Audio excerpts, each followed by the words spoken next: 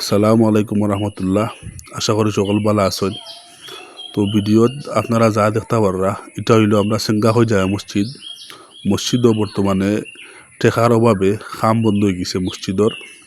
তো আশা করি সকলে একটু তা মানবিক দৃষ্টিতে তাকাইবা।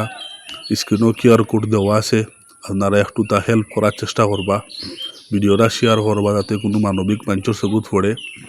মসজিদর বর্তমানে খাম বন্ধ হয়ে গেছে টেকার অভাবে, আপনারা অবশ্যই দেখতে পাররা।